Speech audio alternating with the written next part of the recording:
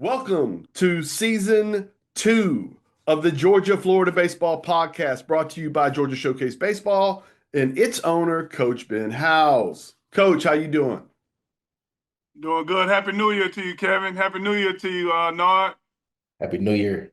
Happy New Year to everybody. Happy New Year to everybody. I'm your host, Kevin Perkins, and today our guest is Atlantean and Redan High product Bernard Moon. Bernard is a member of the Cincinnati Reds organization and the possessor of a fantastic swing. Bernard, how are you doing? I'm doing good. Thank you for having me. Thank you, Coach Ben. Good. Yes, good, sir. good. Today on the Georgia Florida Baseball Podcast, we are going to talk to Bernard about his swing, where he developed it, his family's investment in his development, his path to the big leagues, and life in the minors. Bernard, does that sound good to you? Yeah, it's perfect. Let's do it. Perfect. All right, all that and more after this. This is the Georgia Florida Baseball Show, brought to you by Coach Ben House with Kevin Perkins from Surrounded by Sports.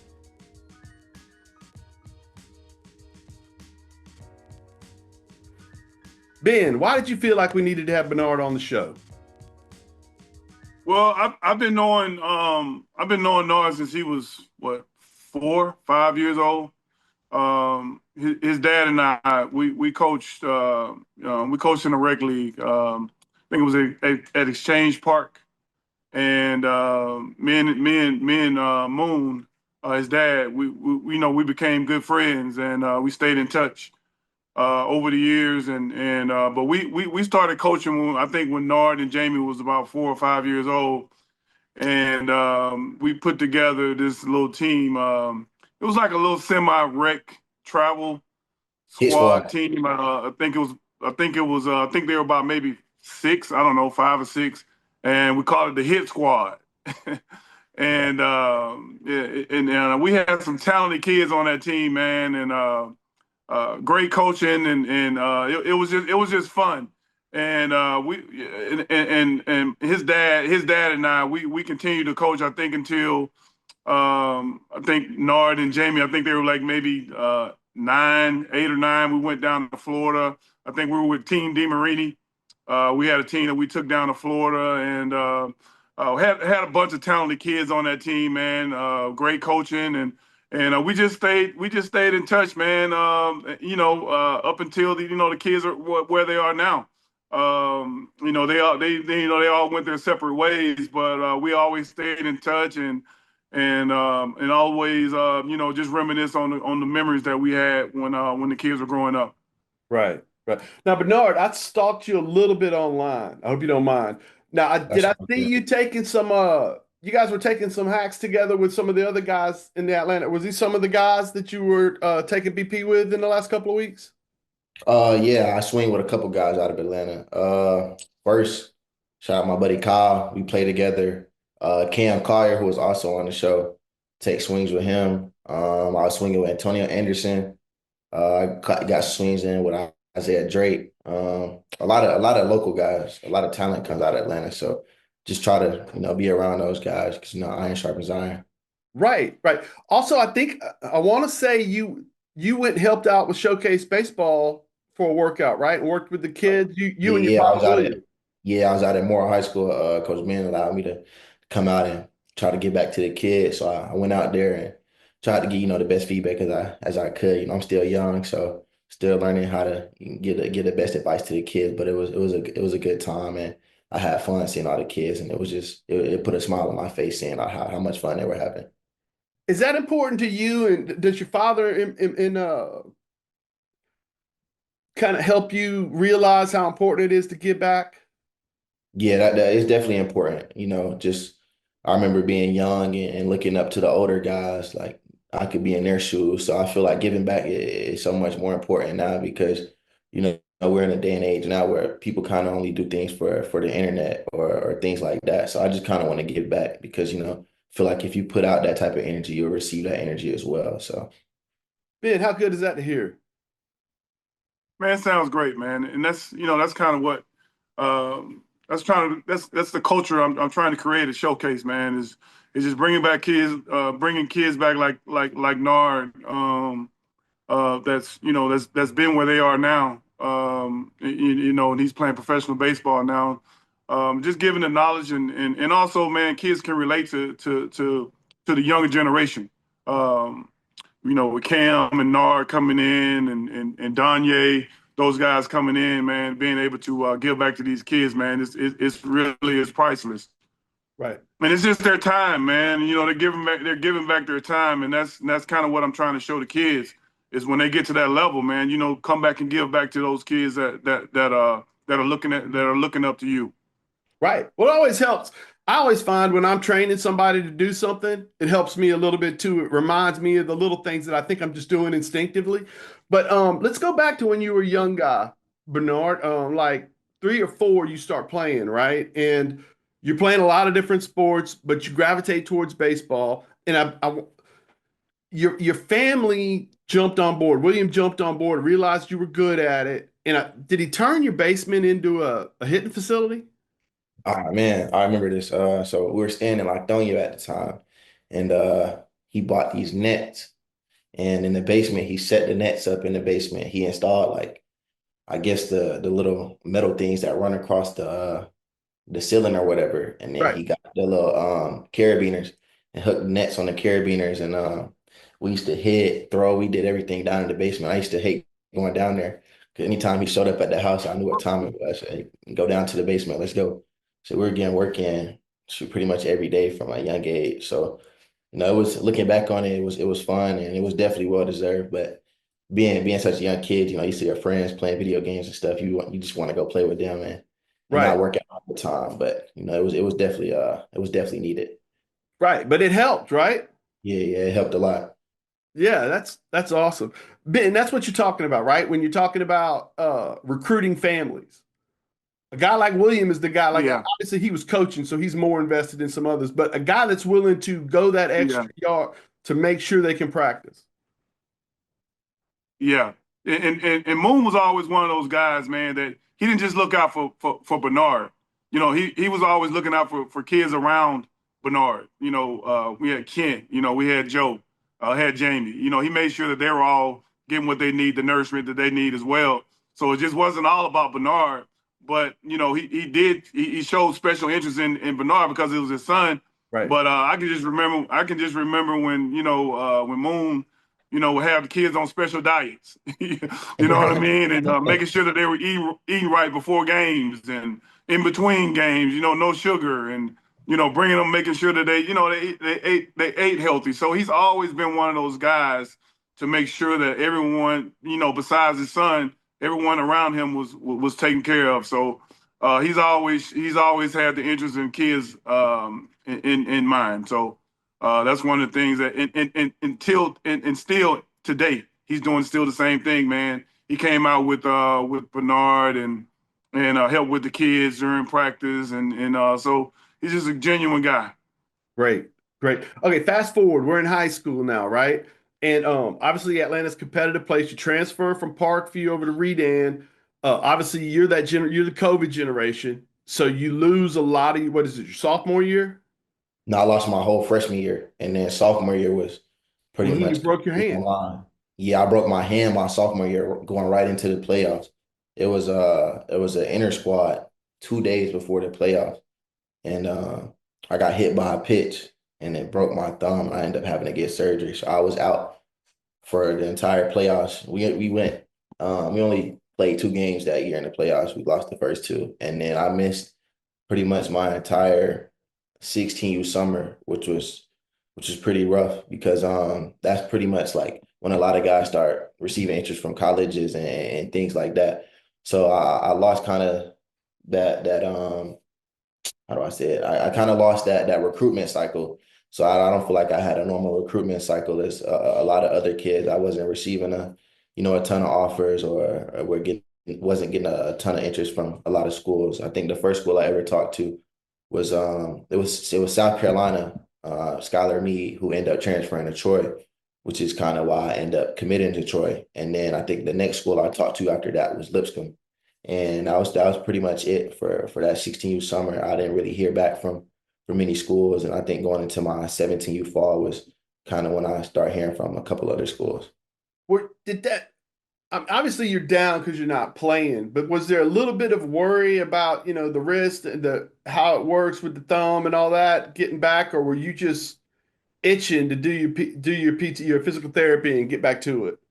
And I was just itching to get back. I remember going to the doctor and he gave me these three balls. He said it was a yellow ball, I'm pretty sure a blue ball and a black ball, the black one being the strongest and the yellow being the lightest.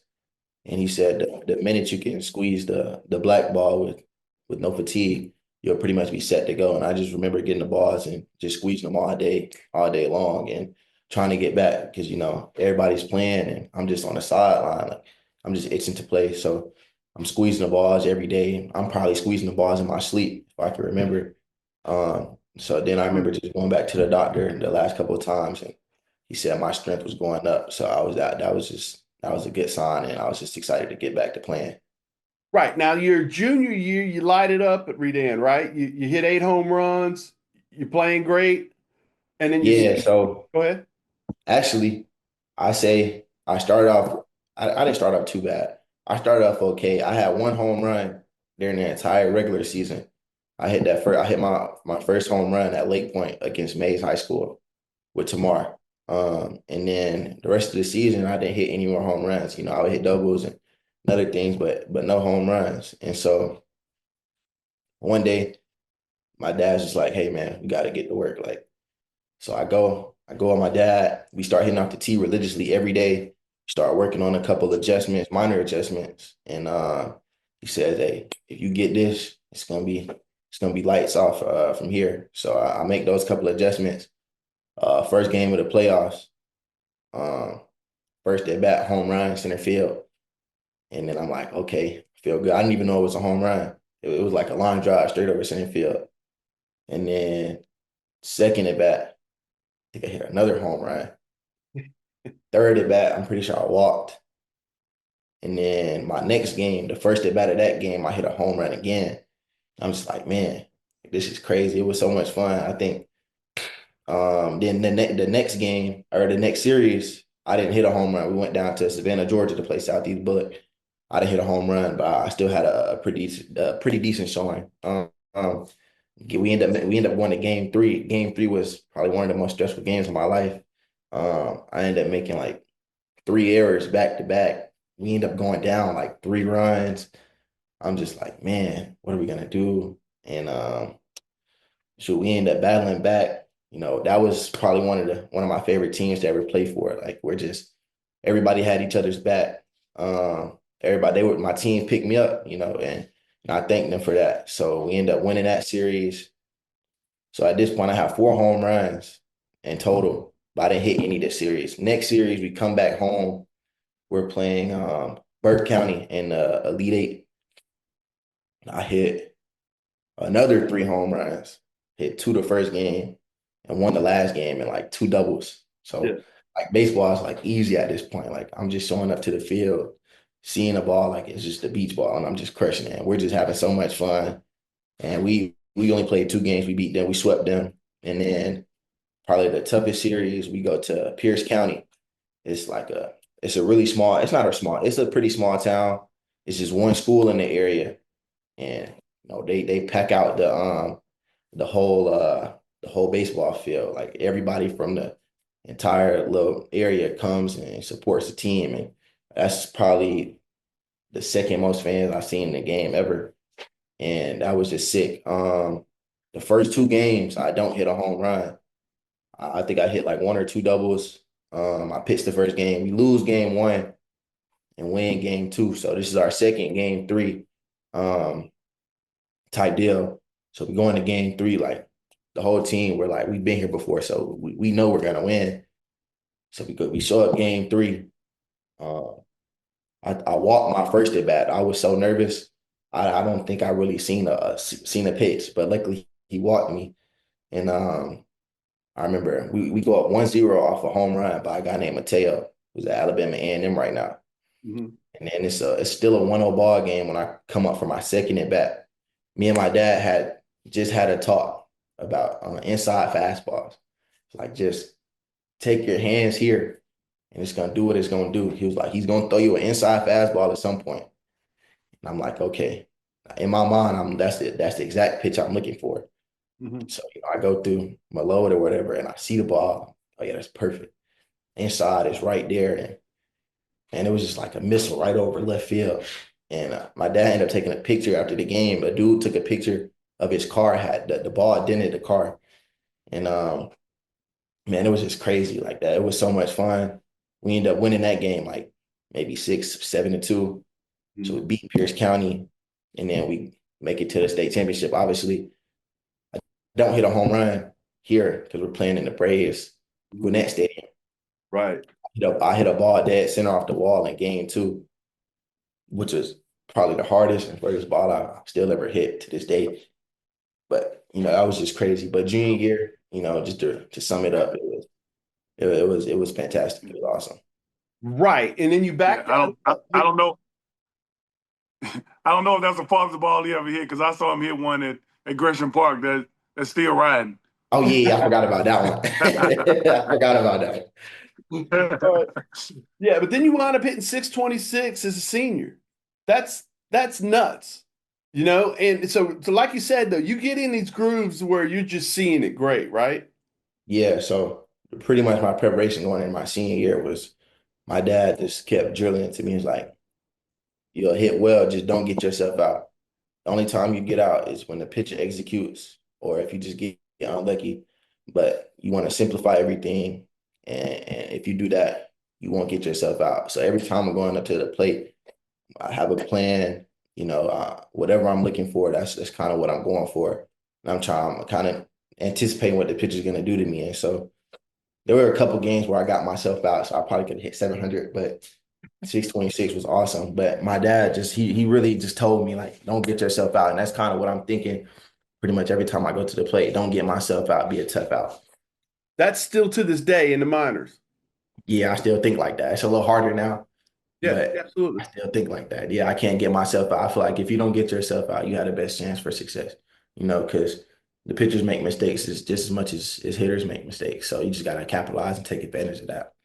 Right, right. Now you get drafted in the 16th round. Now you told me the point all along was to get drafted. So how long was the discussion? How hard was the discussion about whether or not to go to Troy or go pro? So, I wasn't expecting to go that late, honestly, after having such a good year. I was expecting to, hopefully go, day 2 or a little sooner. And I remember just after day 2, I was like, dang, like I kind of felt defeated, but I was like, there's still a chance. I remember I was at Troy at the time we had summer school. I was at Troy. My parents ended up driving down just to check on me.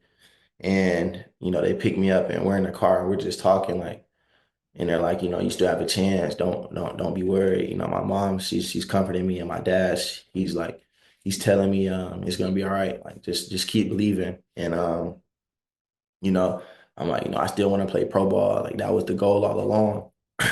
And so I didn't have an agent at this point, you know. So a lot of guys at this point tend to have agents, and we thought we would have had a better chance without an agent until after the draft. So thank you to Coach Phillips, Brandon Phillips' dad. He knew people with the agency group called ACES, named Sam Levinson, and he ended up getting me with Sam on day 3 of the draft, and I ended up getting picked up by the Reds, 16th round. And I remember I'm in class just looking at the draft board and watching the names go by, and just waiting for my name to get called. Yeah, and it gets called. And you're ready to rock. Yeah. Yeah, that was awesome. That's probably one of the most exciting days of my life. Absolutely. Absolutely. Now you go to the minor. You've hit well everywhere you've gone, even through the minors, right? I remember when I think I saw your statue over 300 the first couple of years I've seen on the stat thing, the year before. So, you get promoted late in the year. How is all this going for you? Are you excited where you're at right now? Yeah, I'm definitely excited going into this next year. I feel like I had a really good showing in my first full year. Again, I was hoping to get caught up a little sooner. Just based off the fact that I feel like I was performing well, but going into spring training, just taking it back a little bit. it was rough to start, just getting used to that pitching and the grind of every day showing up to the field and just playing baseball. It's tough, practice, the velo and the stress just your body takes, playing that many games. You're playing from March pretty much till September. So, you have to be prepared for that. And I feel like, a lot of young guys, especially guys out of high school, it's hard to kind of prepare for that without going through it at least once. So as the season went along, I learned so much. I met a lot of people, guys like E. Rich, that was our hitting coach in Arizona. He was a great guy. Our manager, Gustavo, he was a great guy. So having people like that definitely helped the journey and it makes it a lot easier. It takes some of that stress off. And, now going into this year, I think hopefully I'll be starting Daytona again. And by the end of the year, I hope to get promoted again and continue to make a name for myself. But I'm just looking to go out each and every day and just having fun and enjoying the game still. Yeah. Yeah. Hey, so I want to talk about another aspect of being in the minor leagues in a second, but is it okay if we kind of geek out and talk about your swing a little bit? Yeah, that's fine. Okay. Um, you have a very you're quiet, right?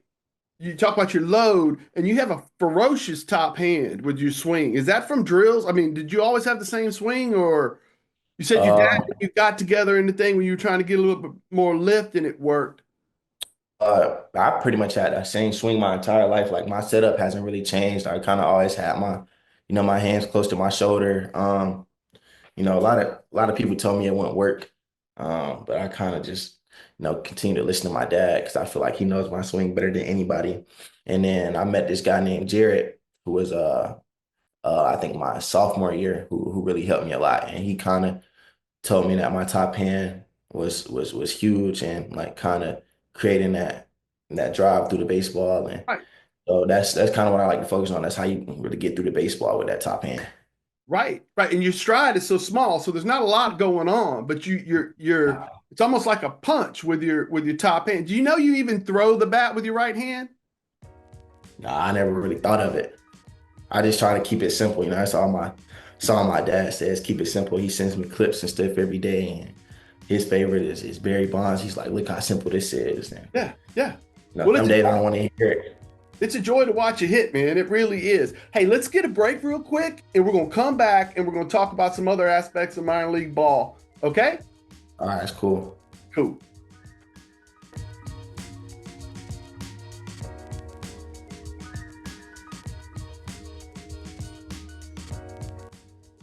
Welcome back. Thank you to our sponsors, Arden Gardens and Atlanta's source for juices, smoothies, and plant-based foods. Also, thank you to Showcase Apparel, the fit for your team. Remember to like, subscribe to the Georgia Showcase Baseball YouTube channel. Now, Bernard, another aspect of being in the minor leagues and or college is living on your own. Was that a hard adjustment for you? Nah, not really. I was just so excited to kind of be away from home, just finally having that freedom to kind of live on your own. You have those responsibilities, obviously, that you have to take care of. But I feel like as you get older, you start to realize like you got to take the trash out, you got to do the dishes, do the laundry. But I wasn't too nervous to be on my own. You learn to pick up on new hobbies. I actually learned how to play the guitar, me and Kyle. But yeah, it's awesome. I can sit at home after a game and play video games all night and Yeah. wake up feeling fine, and I wake up, cook myself breakfast. If I want, I can have a scoop of ice cream in the morning. So it's awesome. Yeah, you're young enough that burns right off. Hey, Yeah, you told me in conversation before that you just imagined your folks being there, and that made you kind of stay organized around the house and keep you to a standard that's been set in your life. Is that right? right, right. Yeah, yeah. I know if I try to make my bed every morning, because if I don't make my bed every morning, my mom's gonna come in my room and start yelling at me. Some days I'll leave the laundry in the dryer, but I try to imagine my mom again, yelling at me for not putting my laundry up, and then I kind of just go from there. It's pretty fun though. Yeah. Yeah. Well, and I think that's a neat as we're closing this thing down, right? It's blatantly obvious how important you and your father's relationship is to you. And it's not just about the fact that he knows your swing, right? Your mom and your dad are there for you at all times. They've always had your back. Right. They're awesome. My mom from, the emotional aspect, she's so loving. She's always there for me when, I'm feeling down. I remember when I first got down there and I first started playing my first 3 games, I started off 0 for 9 or 0 for 8. And I think on the bus ride, I just called her and I was in tears and she was there for me. She was comforting me. She was telling me it's gonna be all right. Like it's new, but you've done this before, so don't be upset. And just having her on my side, knowing that she'll always be there for me no matter what, is huge. And then my dad from the logical aspect, he's always there and he's always gonna tell me the truth and keep it real. Whether I want to hear it or not, it's what I need to hear. So just having that balance of both sides is huge, and I can't thank them enough. And hopefully one day I'm able to get back to them. Ben, that's the point of all this, right? Man, absolutely, man. Nikki and Moon, man, they've been there for Nard since day one. So and it just and that's the culture that I'm trying to create, man. In my organization, man, is just getting good parents in the organization and the support team that these kids need, because they're going to need it, man. Going forward, they're going to need it, man. And looking where Nard began and where he's at now, man, is just a testament of his mom and dad, man, just being there and getting him geared for where he is now. I salute his parents, man, for being there for him. Not only just for the good, but in bad times, man, because it's important for kids, man, to understand that this is a failure's game. You're gonna fail, and they need that support. Not just when things are going good, but when things aren't so bright, and that's just a testament of where he comes from, and that's why he's where he is now, man. Just from the support team that he has. Right. Right. I think that's a huge takeaway from all this is, you seem to be a fantastic young man, Bernard. And that's a direct reflection on the people who raised you. And I thank you very much for giving me your time today. Anybody got anything else? I just want to say thank you guys for I'm good. having Yeah, man. Yeah. Okay. Now, Ben, tell folks about Showcase Apparel a little bit. That's how we Oh yeah, man. Showcase Apparel. Showcase Apparel is what gears my organization, man. That's what drives us. I'm able to sponsor teams and do some things with my team just through the apparel company. I have on the new Icy White Showcase Apparel hoodie, the 2025 Showcase Apparel hoodie today, and I have something for you, Kevin, that I'll be shipping out, man. It's the Icy White 2025 Showcase Apparel that'll be coming to you soon. Thank you. Yes, sir. Awesome. Yes, sir. Yes, sir. Awesome. Bernard, once again, thank you very much. I appreciate you. Good luck in the season coming up. I hope you don't mind if I randomly text you and see how you're doing. Oh, yeah. I think you're fantastic. And Ben, I appreciate you letting us do this, man. Thank you. All right. Thank you, man. Thank you, Nard. Appreciate it. Good luck on your season, man. Good luck. All right, for sure. All right. Appreciate y'all now. Thank you.